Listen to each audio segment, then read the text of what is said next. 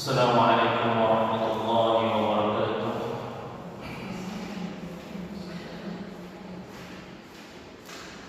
Innal hamdalillah nahmaduhu wa nasta'inuhu wa nastaghfiruh wa na'udzu billahi min shururi anfusina wa min sayyiati a'malina.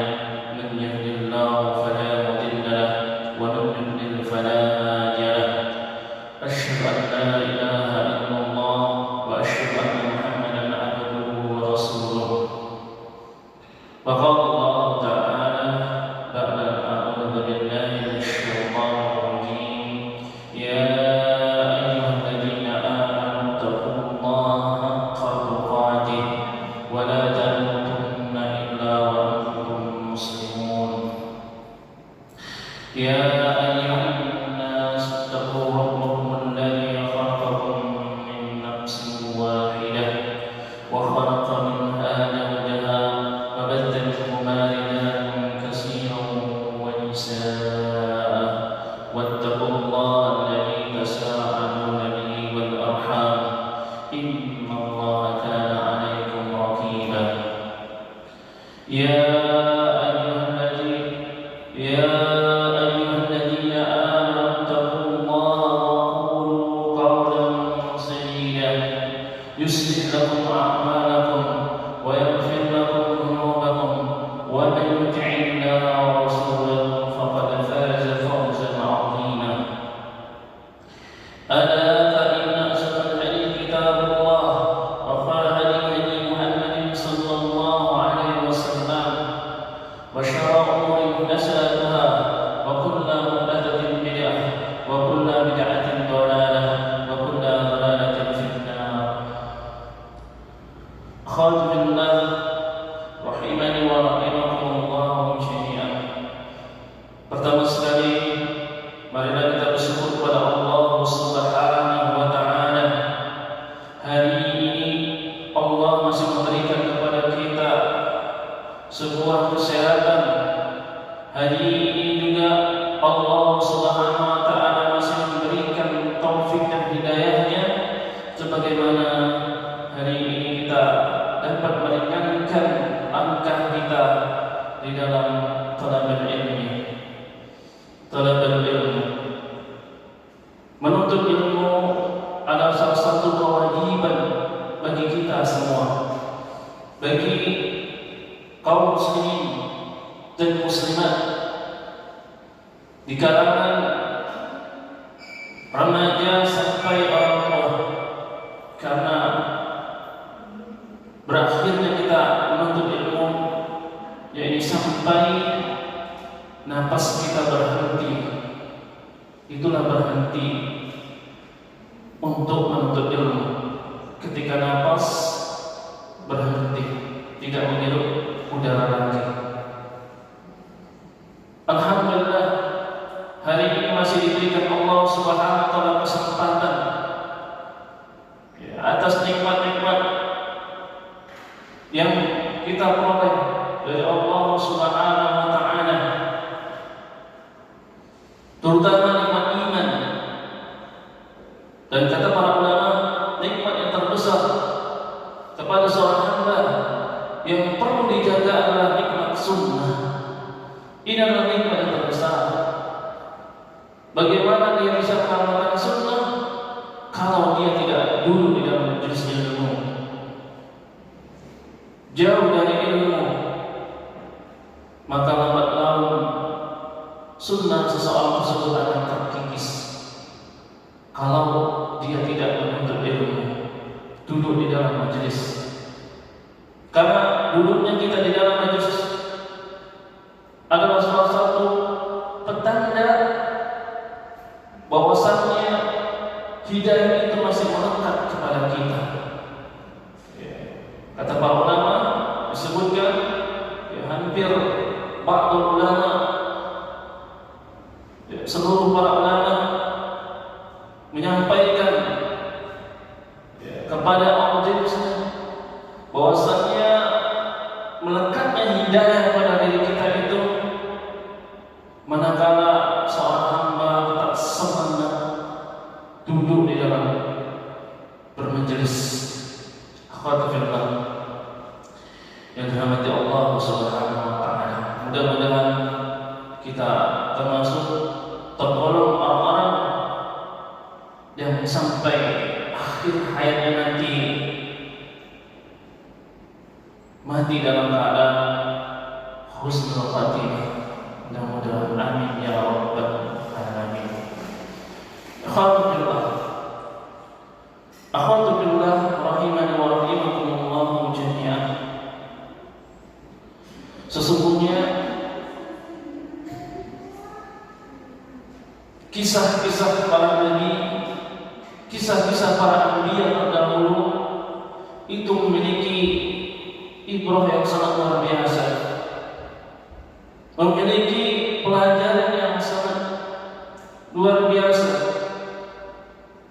Apabila kita sedih, apabila kita futur, maka bacalah sejarah-sejarah para anbiya, sejarah-sejarah para sahabat Rasulullah SAW, sejarah para tabi'in, bagaimana perjuangan mereka di dalam mempertahankan hidayah, di dalam mempertahankan akidah mereka kepada Allah Subhanahu wa taala. Begitu beratnya tantangan yang mereka hadapi, tapi semua itu terasa ringan bagi mereka karena mereka menggantungkan diri lillahi taala. Menggantungkan diri itu semata-mata untuk Allah Subhanahu wa taala. Apapun yang terjadi di dalam kehidupan ini, baginya tidak masalah ketika diguncang oleh ekonomi, baginya tak masalah ketika Allah berikan rezeki yang banyak, malah dia ambil manfaat dari rezeki yang berlebih tersebut, dia infakkan ke sekolah, dia manfaatkan untuk membantu tetangganya, orang-orang yang susah. Ini adalah salah satu keutamaan yang diberikan Allah Subhanahu wa taala kepada hamba-hambanya. Akhwatu billah rahimani wa rahimakumullah jami'an. Bagaimana yang telah di-share oleh panitia, yaitu tentang belajar ikhlas dari kisah Hajar dan Ibrahim. Maklum di kalangan kita kisah ini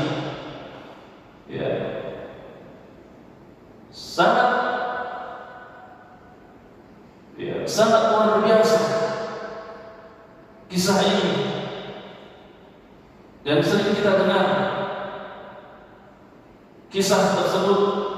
Ini kisah Nabi Ibrahim alaihissalam. Ia adalah Nabi Allah Subhanahu wa taala yang diuji bertubi-tubi. Pertama, Nabi Ibrahim diuji dengan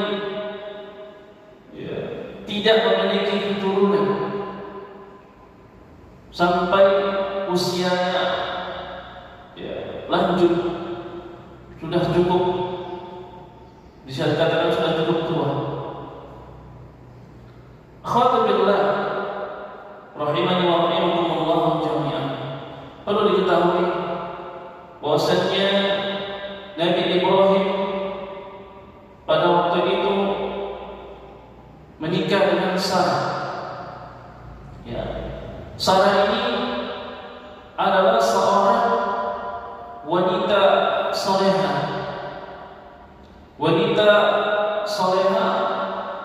baik hati.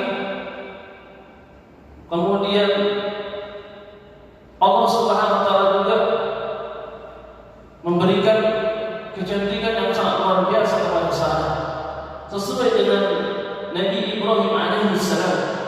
Nabi Ibrahim ini perawakannya seperti Rasulullah.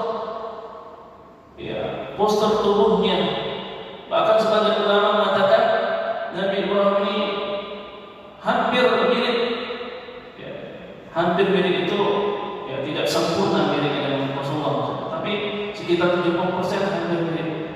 Dari akhlak, perawakannya,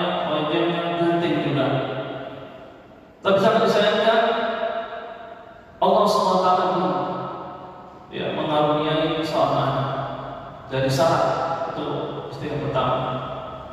Kemudian pada waktu itu Nabi Ibrahim mendengar bahwasanya di Mesir ada raja yang zalim. Pada waktu itu di Mesir ada raja yang zalim. Pada waktu itu dia dengar, yang mana raja tersebut, raja Mesir tersebut suka dengan wanita. Apabila di negara tersebut ada wanita cantik, ya, dia selalu merebutnya, walaupun itu ya istri orang. Ya, raja Mesir yang zalim pada waktu itu. Jadi terdengar oleh Nabi Ibrahim alaihi salam. Ya, raja Mesir itu tak peduli itu bini orang atau tidak. Ya, artinya raja Mesir tersebut mengikuti hawa nafsu pada waktu itu. Ia berkuasa tapi didasari atas hawa nafsu. Jadi terkenal Nabi Ibrahim. Bahkan nanti Nabi Ibrahim dan Sarah ingin melakukan perjalanan ke Mesir. Makanya mereka siasati bahwasannya Sarah agar menyebut Nabi Ibrahim adalah saudara, sedangkan Nabi Ibrahim menyebut istri nanti saudari. Dalam artian mereka adalah suami istri, untuk mempermudah masuk ke Mesir. Sampailah mereka di Mesir. Nabi Ibrahim dan Sarah pada waktu itu, ya, sampailah ke Mesir pada waktu itu. Terdengar oleh raja Mesir, ya, rupanya raja Mesir ini mengutus utusan khusus untuk mencari wanita-wanita yang cantik di negara itu. Rupanya terdengar atau mereka dapati, ya, Sarah ini adalah seorang wanita yang cantik jelita, sehingga ditangkaplah Sarah tersebut. Nabi Ibrahim juga ditangkap. Ya. Ketika menghadap raja, Sarah tersebut, ya, raja tersebut sangat tertarik sekali dengan Sarah ketika itu. Raja tersebut tertarik dengan Sarah. Tapi Sarah tak mau. Dia adalah wanita yang salehah. Ketika raja Mesir ingin mendekati Sarah, Allah Subhanahu wa taala jaga. Allah Subhanahu wa taala jaga Sarah tersebut dari hawa nafsu raja Mesir tersebut. Ketika dia menjamak Sarah, langsung setruk tangannya, langsung setruk, tak bisa bergerak. Terheran-heran raja Mesir tersebut kepada Sarah. Apa yang kau lakukan kepadaku? Kenapa kau tiba-tiba tanganku setruk? Ya, raja Mesir itu tangannya setruk tiba-tiba. Bingung. Kemudian Sarah mengucapkan bahwasanya aku berdoa kepada Allah Subhanahu wa taala, jika kamu menjamahku, ya, aku berlindung dari godaan-godaan hawa nafsu tersebut. Allah Subhanahu wa taala kabulkan, sehingga ketika kamu menyentuh saya, mau menyentuh saya, tanganmu langsung setruk seperti itu. Kemudian raja Mesir meminta kepada Sarah, doakan kepada Tuhanmu agar tangan saya sembuh. Ya, saya tidak akan berbuat apa-apa kepadamu. Setelah didoakan Sarah, tangannya sembuh. Lantas apakah langsung sadar raja Mesir tersebut? Ternyata tidak.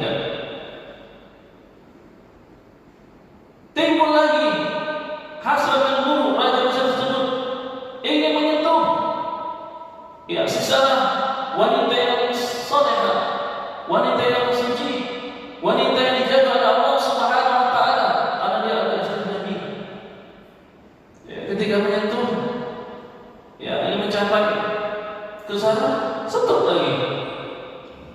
Tangannya tidak berfungsi. Berdoa lagi, minta doa, raja Mesir tersebut.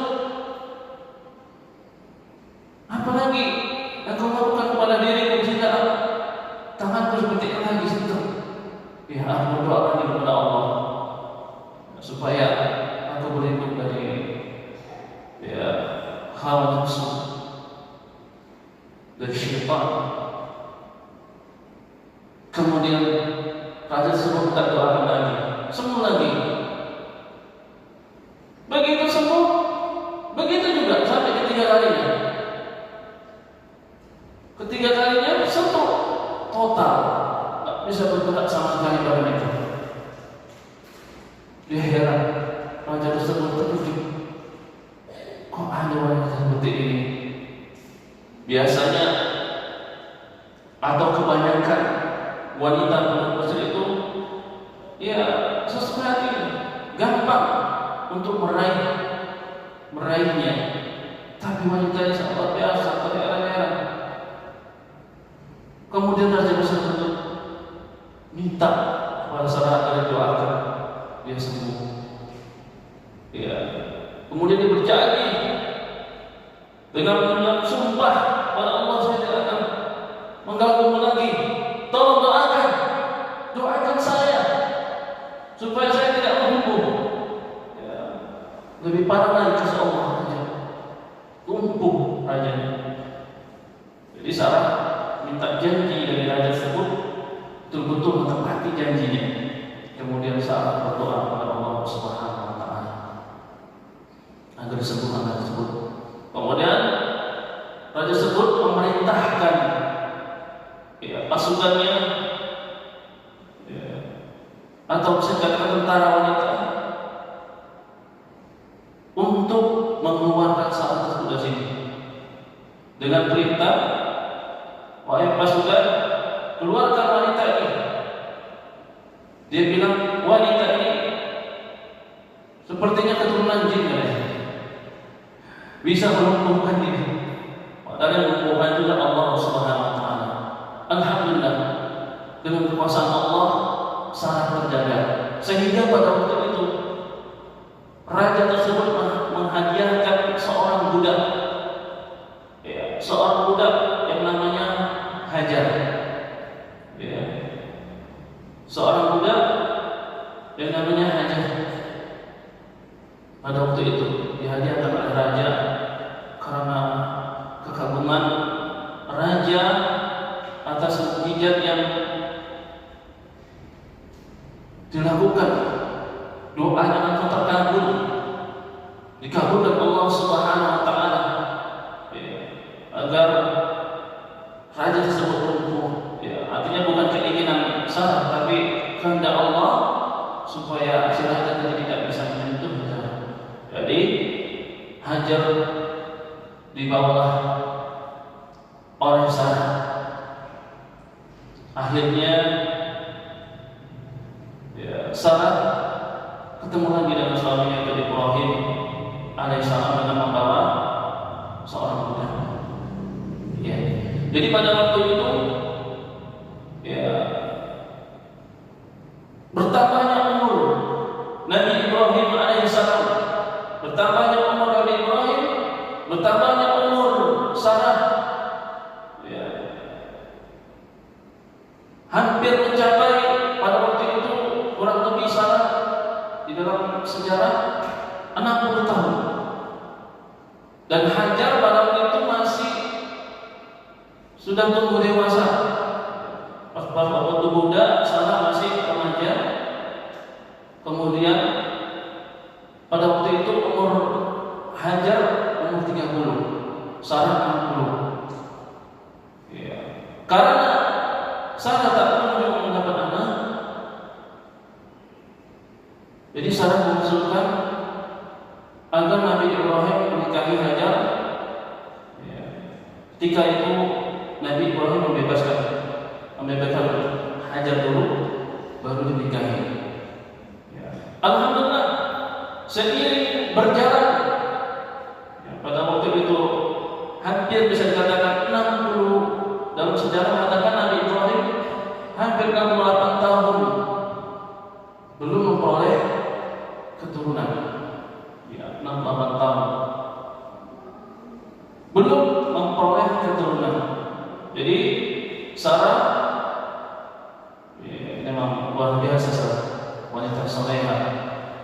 Ya, dia memerintahkan Nabi Ibrahim untuk menikahi Hajar, membebaskannya dari budak. Mungkin bisa dikatakan 1001 wanita seperti ini ya, merelakan suaminya untuk menikah lagi. Tapi memang begitulah, kalau kita baca kisah-kisah terdahulu ya. Seiring berjalan menikahlah Nabi Ibrahim dan Hajar. Tak begitu lama pernikahan mereka, sekitar setahun atau 2 tahun, hamillah Hajar. Alhamdulillah, disitulah Hajar mengandung. Ya, mengandung. Alhamdulillah, dengan izin Allah Subhanahu wa taala. Ya, dengan itu Nabi Ibrahim alaihissalam dapat anak dari Hajar yang namanya Ismail. Tak berapa lama Sarah juga berdoa kepada Allah, memohon dengan sepenuh hati agar dia bisa memperoleh keturunan juga. Makanya ketika kita meminta pertolongan kepada Allah Subhanahu wa taala, betul-betul baik segala hal. Ya, baik minta keturunan ataupun rezeki, betul-betul minta kepada Allah Subhanahu wa taala dengan penuh keikhlasan. Pada waktu itu Sarah betul-betul menginginkan, dengan usia yang 60, dia menginginkan keturunan, bersungguh-sungguh, ikhlas menamakan Allah Subhanahu wa taala. Ketika itu alhamdulillah Sarah juga hamil. Ya, jadi anak dari Sarah yaitu anaknya Ishak. Ya, jadi ini adalah garis keturunan. Ishak dari Sarah, kemudian Ismail dan Hajar. Ya, jadi ini awal kisah dari Nabi Ibrahim alaihissalam. Setelah menanti keturunan, alhamdulillah, dari Hajar ada, dari Sarah juga ada. Jadi dari Hajar Allah Subhanahu wa taala uji. Pada waktu itu Hajar dibawa oleh Nabi Ibrahim Rasulullah, namanya kalau nggak salah Makkah. Ya, kalau nggak salah, yaitu yang mana daerah tersebut daerah yang tandus di bawah jalan, ya, antara melewati bukit yang terjal, yang mana daerah tersebut tidak ada tanaman, tandus sama sekali, gurun pasir. Pada waktu itu Hajar hanya membawa perbekalan yang sangat sedikit, ya, perbekalan yang sangat sedikit. Artinya membawa air 1 kendi, makanan yang mungkin hanya 1 atau 2 hari. Langsung ketika sudah sampai, yaitu mungkin antara Safa wal Marwa, dengan tiba-tiba Nabi Ibrahim meninggalkan Hajar dan Ismail, anaknya dalam keadaan masih bayi. Pelan-pelan, sehingga ditanya kepada Hajar, kenapa kamu meninggalkan kami di sini? Entahlah, ini adalah daerah yang tandus, yang tidak ada pepohonan. Diam aja Nabi Ibrahim alaihissalam. Iya, sejenak luar biasa. Kalau kita langsung, kami mau makan apa? Gitu. Kalau mungkin kebanyakan yang imannya lemah, kami mau makan apa sih? Tidak ada apa-apa, panas, gersang, nggak ada tumbuhan, perbekalan sedikit, berjalan terus. Nabi Ibrahim lantas pada waktu itu hanya berpikir ingin menanyakan sesuatu kepada Nabi Ibrahim. Allahu Akbar. Apakah Allah yang memerintahkan kamu, wahai Ibrahim, atas perkara ini? Pertama Nabi Ibrahim diam tertunduk, kemudian dia mengaku, ya benar. Ketika terdengar bahwa perintah Allah, itu sangat luar biasanya ujian yang diberikan kepada Hajar. Langsung sami'na wa ata'na. Hajar pada waktu itu sami'na wa ata'na, dia mendengar dan patuhi atas perintah Allah Subhanahu wa Ta'ala. Sehingga Nabi Ibrahim berdoa terus. Hajar melihat Nabi Ibrahim sampai nggak nampak, karena kan mungkin itu ada yang terjal, ya, berbukit-bukit sampai gitu. Sehingga pada waktu itu anak Hajar yang Ismail menangis kehausan, ya, sehingga satu orang pun tidak ada di sini, tak ada satu orang pun. Kehausan, perbekalan sudah mulai habis pada waktu itu. Perbekalan mulai habis, dilihat tanaman nggak ada, air nggak ada, sehingga dia berusaha air tersebut, ya, naik ke Bukit Mahmud. Begitu dilihatnya, kalau kita perhatikan di padang pasir itu kan kita lihat sebab pantulan cahaya seolah-olah ada air, gitu. Apa namanya? Atau tambahkan air yang kita lihat ada tapi tidak ada. Begitu dia datangi oleh Hajar, nggak ada.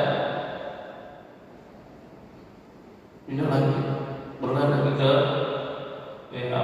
sofa, untuk sofa. Begitu juga mondar-mandir untuk mencari air, nggak didapati. Sehingga Ismail menangis terus.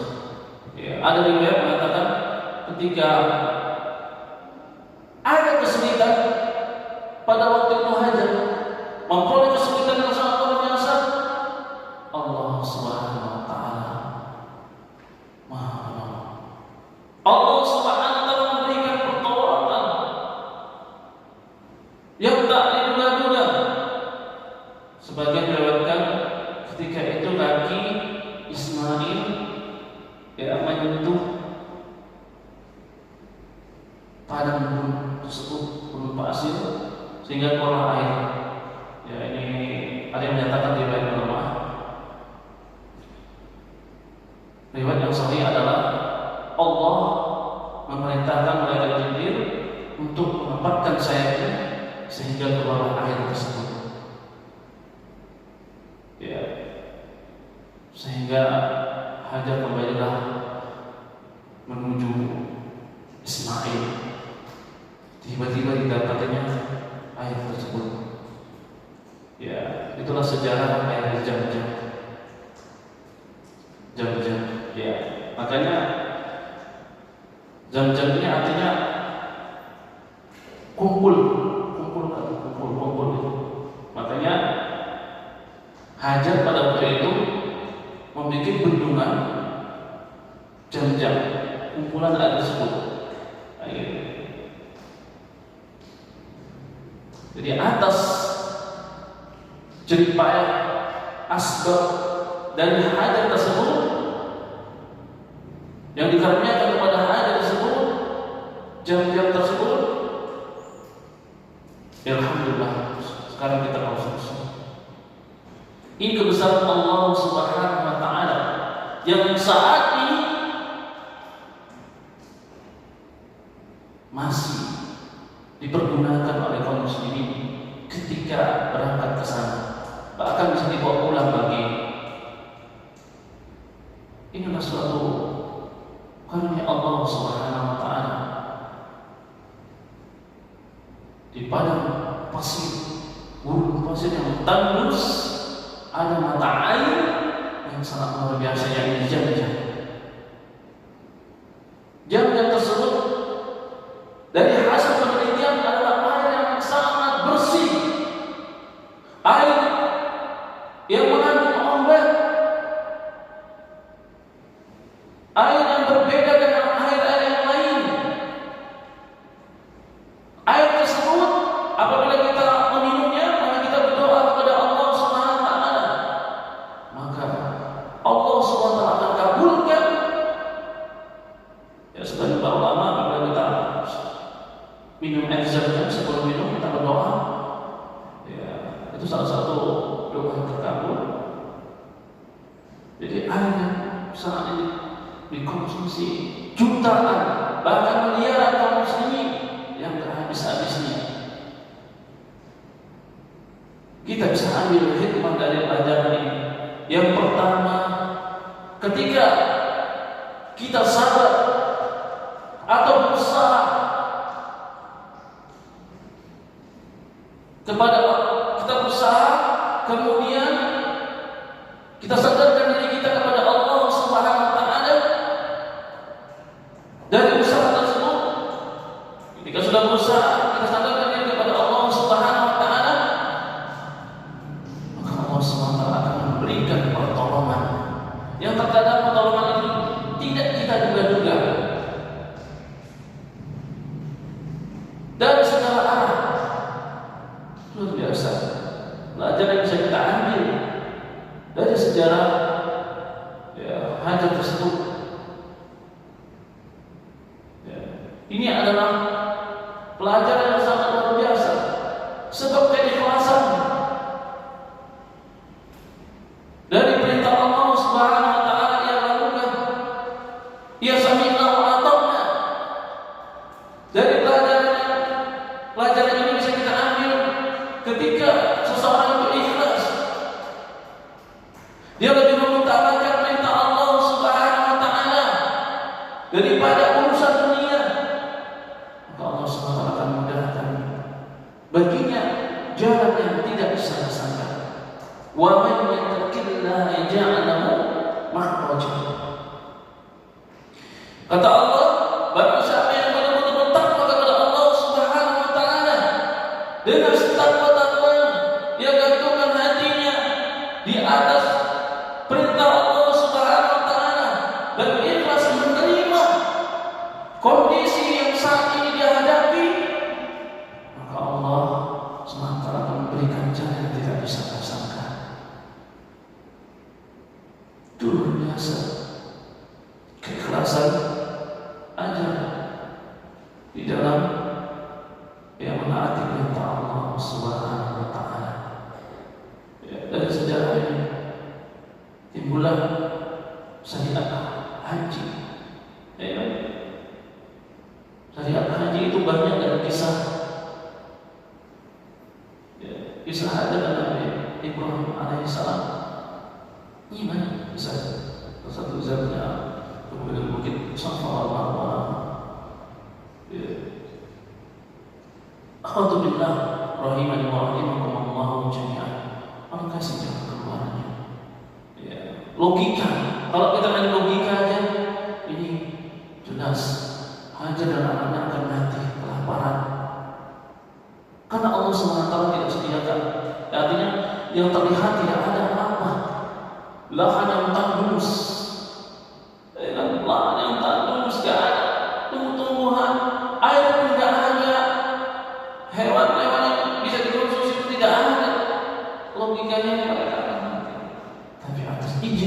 Subhanahu wa taala, Allah berikan jalur rezeki yang tidak sangka-sangka, air yang keluar di dekat, air yang keluar di dekat Nabi Ismail alaihissalam, bisa diminum, dikonsumsi oleh ayah dan anaknya setelah mereka bertahan hidup. Alhamdulillah, rahimani wa rahimakumullah jami'an. Jadi keikhlasan di dalam menerima segala hal, baik ujian, mungkin terkadang ujian itu dari anak, mungkin terkadang ujian itu dari tetangga, mungkin terkadang ujian itu dari suami, mungkin terkadang ujian itu dari mertua, menantu, atau di tempat kerja kita. Banyak. Sabar. Bagaimana pembahasan kita ya bulan semalam, musta'in bisabri salat. Jadikan sabar dan salat sebagai penolong kita. Kembalikan kepada Allah Subhanahu wa taala, sehingga dari kisah tersebut timbul solusi yang tidak disangka-sangka di luar jangkauan kita. Alhamdulillah, rahimani wa rahimakumullah jami'an. Itu satu pelajaran yang bisa kita ambil, bisa kita petik dari keikhlasan. Ya, kisah Hajar dan anaknya Ismail. Kemudian tak sampai di situ juga, Allah Subhanahu wa taala memuji.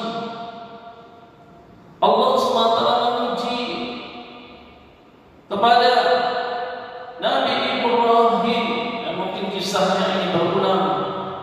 Kisahnya sering kita dengar setiap tahunnya. Para asatidz sering menyampaikan di dalam ceramah-ceramahnya tentang kisah Nabi Ibrahim. Kita ambil hikmahnya saja. Syariat penyembelihan kurban ini datangnya dari Nabi Ibrahim alaihissalam. Ya kan? Kita sama tahu pada waktu itu bermimpi untuk supaya anaknya disembelih. Ya, itu ujian. Jadi ciri-ciri orang-orang yang beriman selalu diuji oleh Allah Subhanahu wa taala. Ingat, ketika Allah Subhanahu wa taala menguji kita, bukan berarti kita dihinakan oleh Allah Subhanahu wa taala. Bukan berarti Allah Subhanahu wa taala tidak cinta kepada kita. Jangan timbulkan prasangka seperti itu. Maka hikmah kedua dari kisah Hajar dan Nabi Ibrahim ini adalah, mari kita timbulkan prasangka baik, husnuzon kepada Allah Subhanahu wa taala ketika diuji kesusahan, ketika diuji penyakit, ketika diuji kekurangan. Wa naqsir wa la nabluwannakum bisyai'in. Jika Allah uji dari segala sesuatu, wa la nabluwannakum bisyai'in minal khawf, dari rasa ketakutan, wal ju' minal khawf wal ju' wa naqsin minal amwal, kekurangan harta. Ini semua ujian. Bukan berarti Allah menyerahkan kita, tidak. Pertanda Allah SWT sayang kepada kita. Bisa jadi Allah Subhanahu wa taala memberikan ujian kepada kita.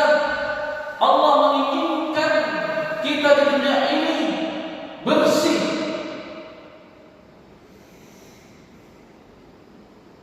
Sebelum kita menghadap Allah Subhanahu wa taala, bisa jadi. Bisa jadi Allah menginginkan kita masuk surga tanpa hisab, langsung masuk surga, bisa jadi. Maka ini yang perlu ditanamkan. Hikmah kedua dari kisah Hajar tersebut menanamkan husnuzon, prasangka baik kepada Allah Subhanahu wa taala ketika Allah berikan ujian kepada kita.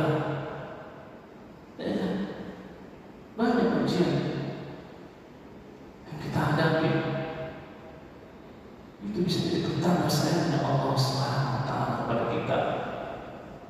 Ketika kita semakin dekat mendekatkan diri kepada Allah Subhanahu wa taala, pertanda kita sayang. Berarti Allah sayang kepada kita. Nah, tapi ketika kita diuji oleh Allah Subhanahu wa taala, kita semakin jauh. Kita tak peduli lagi dengan panggilan Allah. Pertanda ujian tersebut gagal. Atau pertanda Allah Subhanahu wa taala akan mengkikis hidayah tersebut. Perlahan-lahan Allah Subhanahu wa taala akan kikis. Makanya kalau hidayah sudah Allah kikis perlahan-lahan, cepat kembali kepada Allah Subhanahu wa taala. Ingat Allah Subhanahu wa taala bahwasanya dunia ini sementara jika dibandingkan dengan akhirat.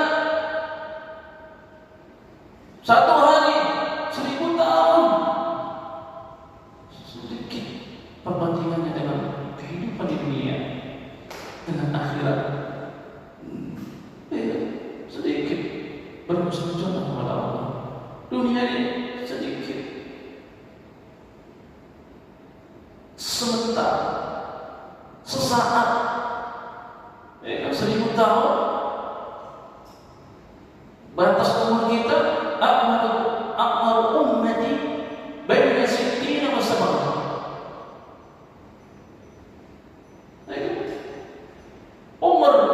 Umur umatku kata Rasulullah di antara 60-70. Dibanding kehidupan akhirat 1000 tahun, nggak setempat. Berarti pendek kehidupan ini. Jadi jangan digadaikan kehidupan yang singkat ini.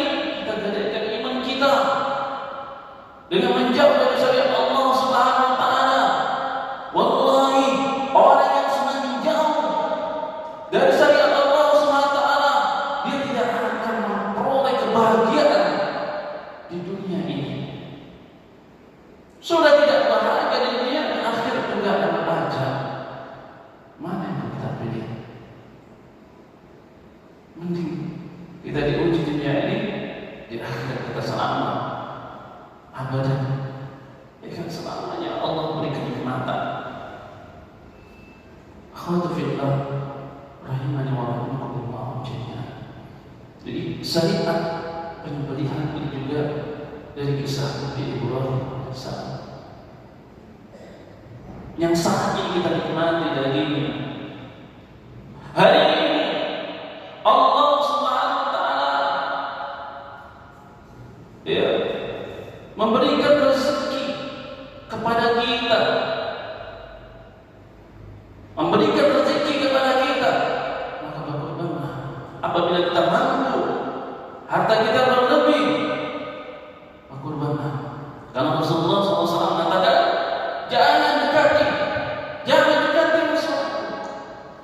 orang-orang yang enggan berkorban, orang-orang yang mampu berkorban. Jangan dekati. Kalau sudah jangan dekati kita. Ada ihdar, tanbih, penegasan dari Rasulullah. Jadi saya akan melihat,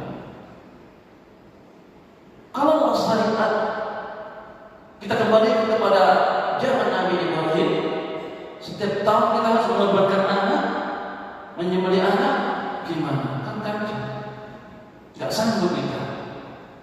Sebagaimana Nabi Ibrahim, jelas lebih baik umur daripada mengorbankan anak, kan gitu. Sampai Allah Subhanahu wa taala yang inginkan adalah ketakwaan kita kepada Allah.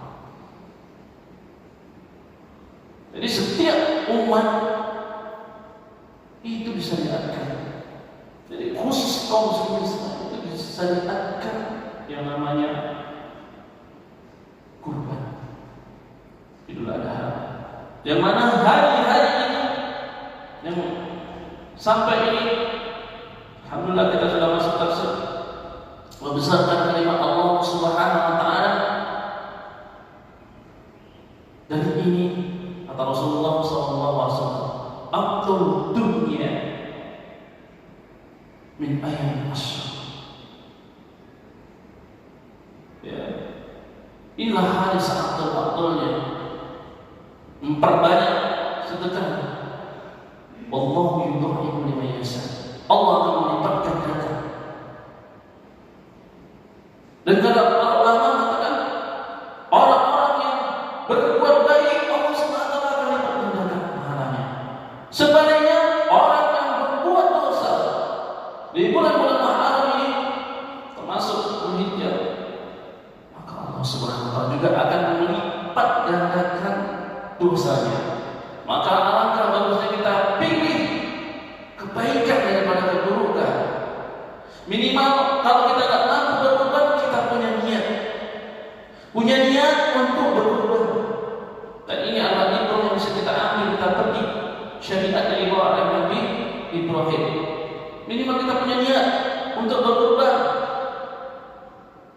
Insya Allah kalau tidak tercapai target, kita tidak mampu untuk berkorban, kalau Allah kasih pahala kurban tersebut. Sangat gampang. Niatlah. Ya, niatkan selalu niat kebaikan. Kalau tidak mampu, maka Allah akan beri pahala tersebut. Seperti itu. Niatkan untuk haji. Ketika akhir kita juga kita tidak berangkat, Allah akan berikan pahala haji. Jadi niat kebaikan itu dapat dua. Niatnya kebaikan satu, terjadi, tercapai niat tersebut, maka dapat pahala. Gampang. Kalau dosa, kita ada niat buat dosa, tak jadi. Begitu sayangnya Allah SWT kepada kita, maka tidak dicatat dosa.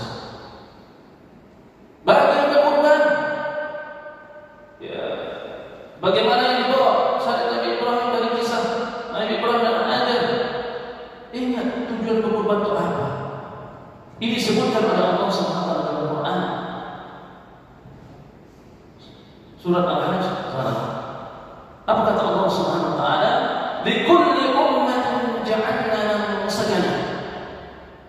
Setiap umatku, ya, disyariatkan namanya mansakana. Mansakana ini adalah berkurban. Ya, berkurban. Lanjutan ayat lagi, "Likulli ummatin ja'alna mansakana liyadhkuru ismallah ala ma razaqahum min bahimatil an'am." Liyadhkuru ismallah, untuk mengingat Allah Subhanahu wa taala. Maka di hari-hari yang beberapa hari ini,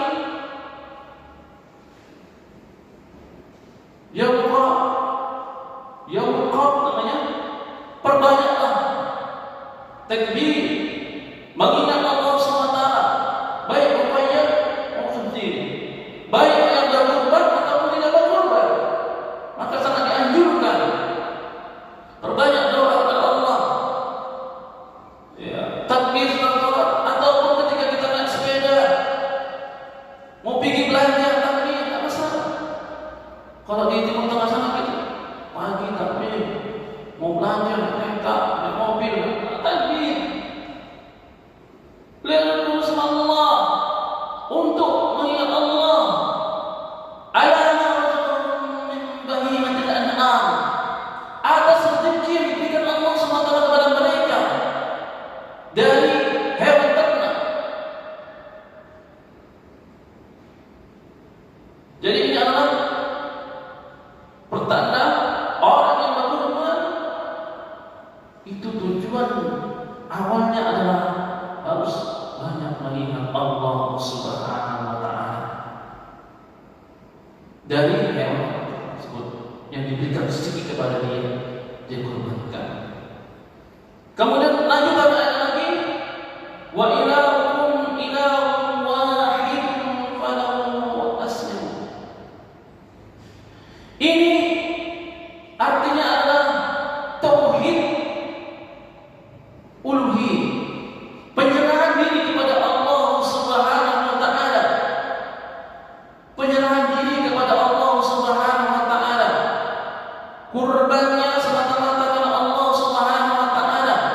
ketika dia berkorban tidak ada rasa curiga, sudah serahkan kepada panitia. Dia banyak ingat Allah Subhanahu wa taala.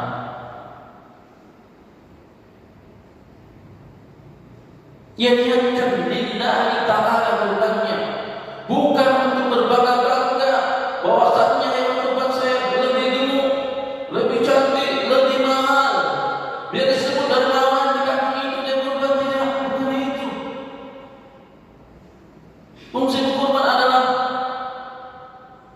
berserah diri, asli kepada Allah, berserah diri kepada Allah semuanya. Dia semakin mendekatkan diri kepada Allah Subhanahu wa taala. Berarti masuk ke tauhid uluhiyah, penyerahan diri. Berapa banyak orang berkurban tapi bukan lillah, maka Allah tidak pandang kurban seperti ini. Ya. Jika bukan karena Allah SWT tertolak, sebagaimana Allah sebutkan dalam Al-Quran, la ilaha illallah, la yanalullah, Allah Subhanahu wa taala tidak meridhoi seorang atau seseorang tidak mendapat keridhaan Allah Subhanahu wa taala dari dagingnya, dari darah penyembelihan tersebut. Walakin kata Allah, akan tetapi ya nama takwa. Yang diminta Allah apa? Mereka akan mendapat ridho Allah Subhanahu wa taala apabila semakin dekat dengan syariat Allah Subhanahu wa taala, semakin banyak mengingat Allah Subhanahu wa taala, dia serahkan semua kurbannya lillahi taala.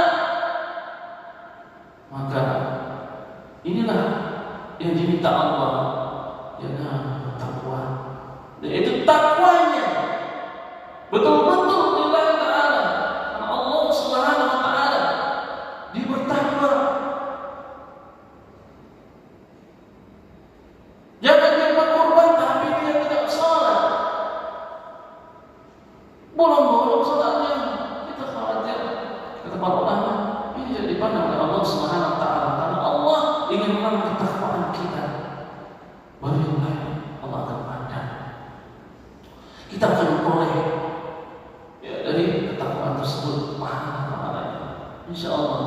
Dan itu nanti di akhirat diriwayatkan Ibnu Hajar bahwasanya setiap bulu-bulu yang dikurbankan, ya bulu sama, setiap rambut dari hewan itu akan dihitung satu kebaikan. Bayangkan bagaimana berapa bulu kurban yang kita kurbankan, tak terhitung. Luar biasa. Jangan terhapus pahala ini dengan ketidakikhlasan kita, dengan kita menunjukkan bahwa kita orang yang dermawan, tidak. Atau kita mengungkit lagi lah. Udah urusan panitia, kalau seandainya panitia enggak berlaku adil atau terjadi kecurangan, maka dosanya yang menanggung panitia, bukan yang kurban. Karena Allah menyebutkan, ya ayyuhalladzina amanu la tubtilu shadaqatikum bil manni wal adha. Wahai orang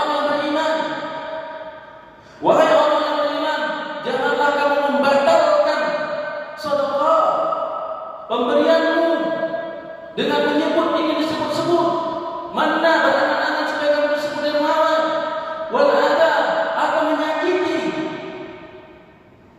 Bersedekah tapi tujuannya menyakiti. Gimana itu contohnya? Iya, sudah diberikan dengan dia, dengan orang yang susah, tiba-tiba begitu jumpa, misalnya kita minta tolong sama dia, dia tak menolong kita, lantas kita ambil-ambil, itu namanya adha. Mana ada pemberian yang kita berikan itu membuat menyakitkan. Jangan dia udah kita pendam. Mau soal itu berterima kasih atau tidak berterima kasih, balik kepada Allah. Innama nu'minukum liwajhillahi. Jajah kita ingin balasan dari kita ingin balasan dari Allah Subhanahu wa taala. Akhwati fillah, rahimani wa rahimakumullah jami'an. Itu hikmah kita. Sangat baik pada Allah dari kisah Hajar dan Nabi Ibrahim, luar biasa. Yang ketiga, yaitu kesabaran dan tarbiyah keluarga Ibrahim. Ya. Ketika dia mendidik Ismail. Jadi tugas kita sabar dalam mendidik anak. Kalau kita ingin seperti keluarga Nabi Ibrahim, itu didasari atas tarbiyah, aulad, ya, pendidikan anak yang baik. Hikmah yang bisa kita ambil, kita harus tertib di dalam mengelola anak kita.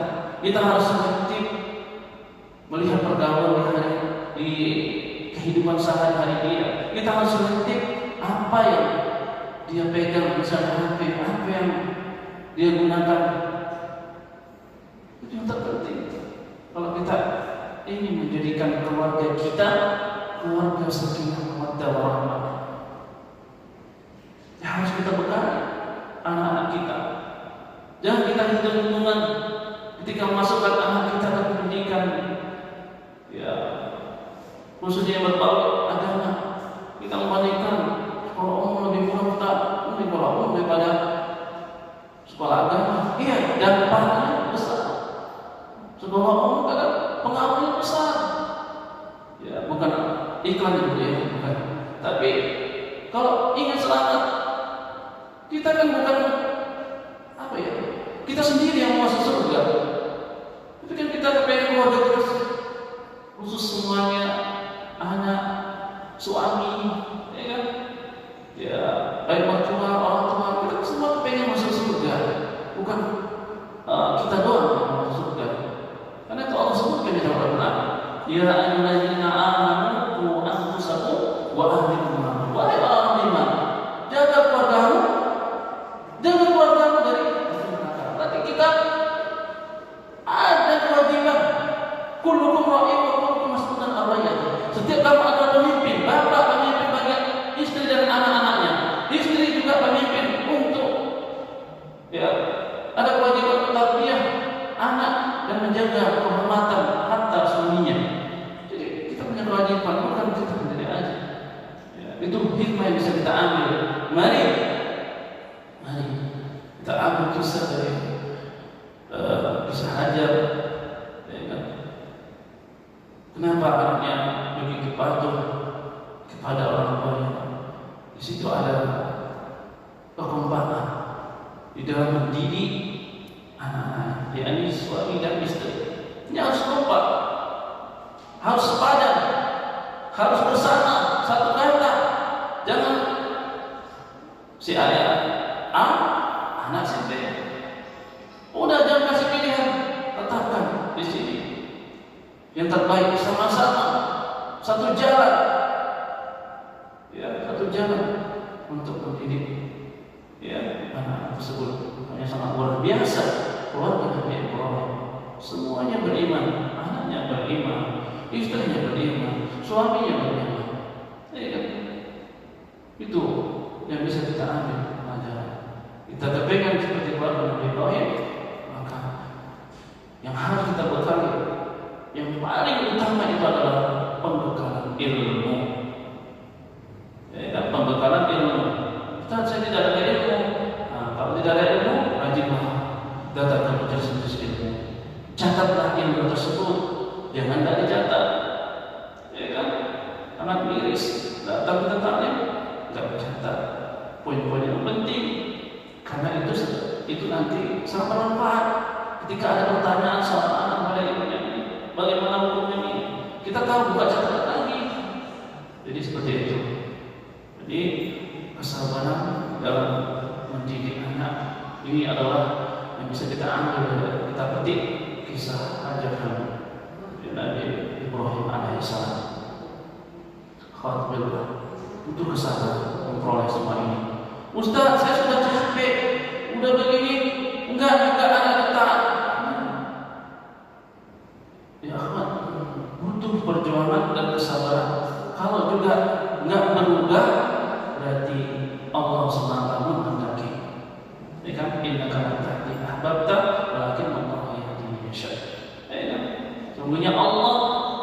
Subhanahu wa ta'ala yang memberi hidayah sampai kita mencintai Muhammad.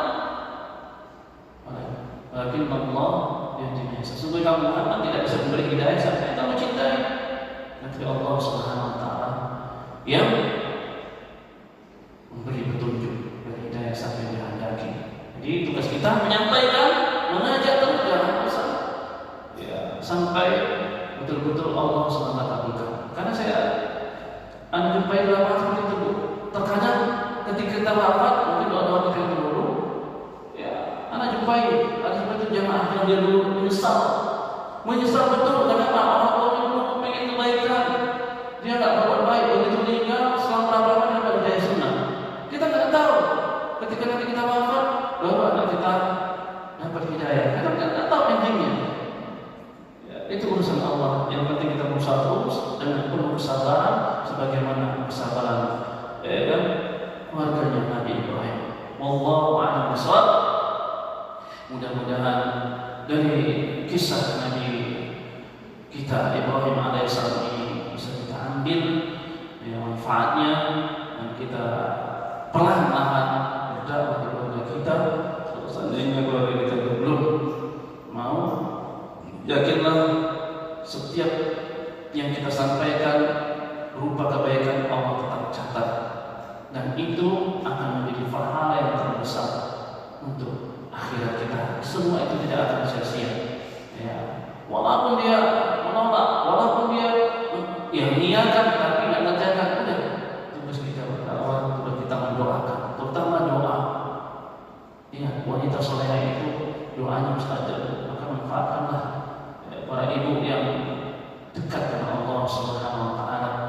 Karena sesuatu yang diberikan Allah ya, tidak langsung, tidak instan, ya, bertahap. Mudah-mudahan yang namanya sejati bisa menjadi ibrah khususnya anak dan para ulama yang berhadir di sini, dan mudah-mudahan Allah Subhanahu wa ta'ala mengumpulkan ibu dan seluruh keluarga dan seluruh kaum muslimin muslimat. Allah Subhanahu wa ta'ala mudahkan mereka untuk menuju surga Allah Subhanahu wa ta'ala dan berkumpul di surga Jannatul Firdaus. Mintalah surga yang paling tinggi, yaitu Jannatul Firdaus. Wallahu a'lam bishawab. Demikian, lebih dan kurang mohon maaf. Ya, naktafi bihadzal qadar. Kita tutup dengan doa pada majelis. Subhanallah wa bihamdika, asyhadu an la ilaha illa anta, astaghfiruka wa atubu ilaik. Assalamualaikum.